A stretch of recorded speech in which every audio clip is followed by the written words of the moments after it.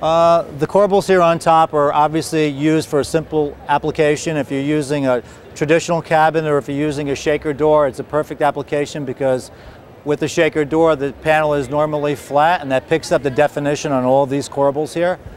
Again, the simplicity there is carried down into this element here. We're using the button and we're using this definition here. Instead of using a dental, we're carrying this in miniature form and tying these two elements together. Again, creating a beautiful fascia because again, this is about 4 inches high, but with the added pieces here, overall this becomes 7 inches, making a statement. This is a great element here using a fluted crown, which is unusual and very unique. A lot of people like this because of the simplicity of it without carvings, but it does have a shape and a detail to it. Using the coin is a great way to break it up and do something a little bit out of the ordinary. You have a smaller version of that used in chair rail form or panel molding form. And then again, the application of square blocks with different widths on pilasters on the face of them. Can be used for refrigerator application, island application, wall units, entertainment centers, go into architectural elements or cabinetry elements. Different from anything else that's on the market. I love using it because you have a beautiful sweep to it. You can see the S profile on it. Great definition, the way it ties into itself and the way the bottom flares out. Again, a very unique application, very Sicilian, very Provence. Again, great application on using with the fruit and vegetables on this freeze board.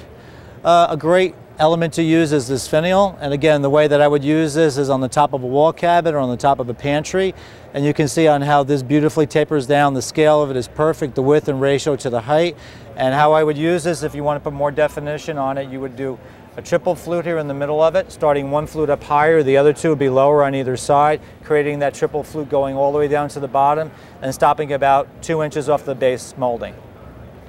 And you can see that this is also carried into the freeze boards here. Again, the same type of motif. You're talking about something that would be typical of southern Italy or southern France, using the egg and dart, again with great definition on a beautiful sweeping crown. And then these elements here I'd probably use on the front of a hearth or on the front of a fireplace. You know, using the rope here would probably be used on a narrower cabinet, probably corners of a wall cabinet. That's the scale of this. If you're using that on something tall, it probably would be too narrow for that application. The acanthus corbel, a classic element used in classical architecture. A great way to transition into either a simple classic European, or you can go into French on that. You can go to Rococo or Baroque.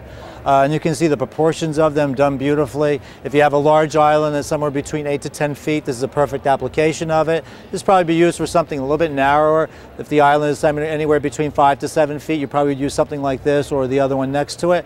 And the other one is a little bit too shallow for supporting an island top, so that would be great for using in conjunction with a column or a fluted pilaster application. And you can see how these have all been layered, so we're using an acanthus crown on here, using an acanthus element going horizontally instead of vertically, using an acanthus capital on here with a half fluted pilaster on this, creating a beautiful frame.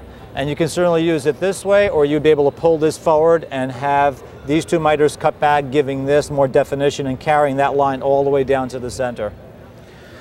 Again, different other applications. Here's a chair rail that can be used as a freeze board. Here's another one with a different leaf on it, the acanthus leaf, and again, all of these would be great for applications underneath wall cabinets for light balances to hide lighting.